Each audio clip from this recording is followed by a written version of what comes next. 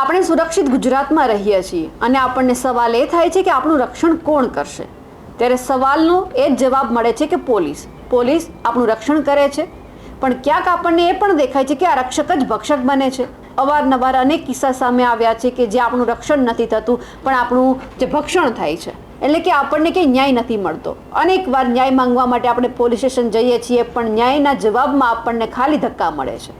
અનેક એવા કિસ્સા છે, આપણે એમની હંમેશા વાત કરતા હોઈએ છીએ, પણ આજે એક એવા રક્ષકની વાત કરવી છે જેમણે ફરી એક વખત માનવતા દર્શાવી છે. નમસ્કાર, નિર્ભય ન્યૂઝ સાથે હું છું રિદ્ધિ. ભાવનગરના રેન્જ આઈજી ગૌતમ પરમાર કે જેમણે અચાનક અમરેલીની અંદર રાત્રિના સમય દરમિયાન ચેકિંગ કર્યું અને તેમણે એ જોવા માટે કે રાત્રિના સમય દરમિયાન શું ચાલી રહ્યું છે, અને આ ચેકિંગ કોઈ બીજી જગ્યા પર નહીં પરંતુ અમરેલીના એ જ રાજકમલ ચોકની અંદર થયું છે. જે રાજકમલ ચોકની અંદર અત્યાર સુધી આપણે જોયું હતું કે કોંગ્રેસના નેતાઓ છે તે એક દીકરીને ન્યાય અપાવવા માટે મેદાનમાં હતા. પોલીસની સામે આંગળી ચીંધતા આપણે નજરે પડ્યા હતા. એ જે ગૌતમ પરમાર છે તેમણે અમરેલીમાં રાત્રિના સરપ્રાઇઝ ચેકિંગ કર્યું. રાજકમલ ચોકમાં રેન્જ આઈજી ગૌતમ પરમાર છે એમણે ચેકિંગ હાથ ધરતા જ પોલીસની કામગીરીઓ સામે પણ સવાલ અત્યારે ઉઠી રહ્યા હતા કે કેમ અચાનક જ્યાં રેન્જ આઈજી છે એમને અમરેલી આવવું પડ્યું, ચેકિંગ હાથ ધરવું પડ્યું. અને ખાસ કરીને જે રાજકોટ જતી જે મહિલા છે એમને અમરેલીના જે નાના બસ સ્ટેન્ડ છે ત્યાંથી રાત્રિ રોકાણની વ્યવસ્થા કરાવતા રેન્જ આઈજી ગૌતમ પરમાર નજરે પણ પડ્યા. એમની સાથે ઘણા બધા બીજા પોલીસ અધિકારીઓ પણ હતા. રેન્જ આઈજી ગૌતમ પરમારનું જે આ નાઇટ કોમ્બિંગ છે એમની સાથે પોલીસ ચેકિંગથી પોલીસ કર્મીઓમાં પણ અત્યારે દોડધામ મચી ગઈ છે કે અચાનક સાહેબને હું તો શું થયું કે તેઓ અચાનક ચેકિંગ કરવા માટે આવી પડ્યા. હવે આપણે એ પણ જોઈએ કે ગૌતમ પરમારે એક મહિલાને કઈ રીતે પોતાની જગ્યા ઉપર પહોંચાડી છે, એમને જ્યાં જવું હતું એમને મદદ કરી છે. કારણ કે આમની પહેલાં પણ આપણે ભાવનગરની અંદર એક કિસ્સો જોયો હતો કે જે અચાનક ગૌતમ પરમાર છે તે જાય છે અને પોલીસની કામગીરીમાં જોવે છે કે કેટલો સુધારો છે, પોલીસ શું કામગીરી કરી રહી છે, પછી એમને વધાવવામાં આવે છે, એમને રોકડ પુરસ્કાર આપવામાં આવે છે. આ ઘટના પણ આપણે જોઈ હતી. ત્યારે પણ આપણને એવું થતું હતું કે ના, પોલીસની અંદર હજુ પણ માનવતા જીવે છે. ત્યારે આજે ફરી એક વખત આ દાખલો આપણને સાબિત કરીને બતાવે છે કે ક્યાંક આપણું ગુજરાત થોડું ઘણું સુરક્ષિત છે.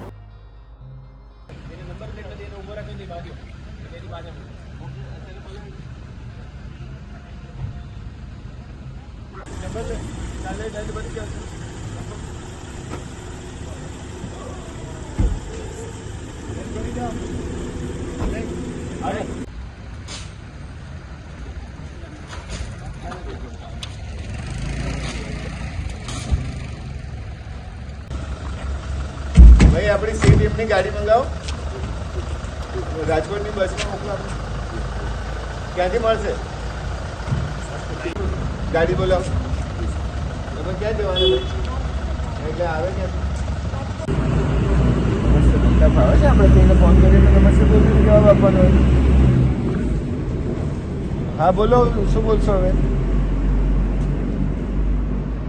કેવી રીતે બોલશો કહો મને.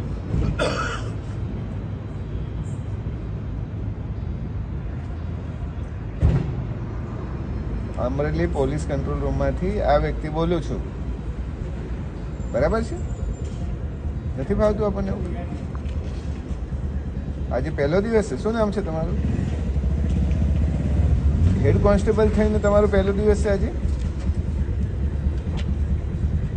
હેડક્વાર્ટરથી મૂક્યા છે તો કંટ્રોલ રૂમ વાળાને ખબર નથી પડતી આપણે શું બોલીએ? કોઈને પૂછવું નથી? રેગ્યુલરલી તમે ટ્રીટ કરતા નથી લોકોને? કોઈનો ફોન આવ્યો તો આવી રીતે જવાબ આપો છો? સારું, અત્યારે સીટ મહિલા સીટ એમની કોઈ અહીંયા વ્હીકલ ફરી રહ્યું છે? ભાઈ તને કંઈ ખબર નથી પડતી. તું કોણ છે? ઇન્ચાર્જ કોણ છે કંટ્રોલમાં? તમે પોતે કંટ્રોલમાં ઇન્ચાર્જ છો? બીજું કોણ છે તમારી જોડે? આપો એમ. હાજી હાજી નમસ્કાર એટલે શું? તમારું નામ શું છે ભાઈ? એટલે મારે પૂછવું પડે એવું? તમને લોકોને કોઈને પણ ખબર જ નથી કેવી રીતે આપણે વાત કરીએ? કંટ્રોલમાં કોઈને ફોન આવે ને શું વાત કેવી રીતે કરશો? હા એટલે પણ શું કહેશો પછી? તમને કોઈ 100 નંબર ઉપર ફોન કરી શકે શું કહેશો?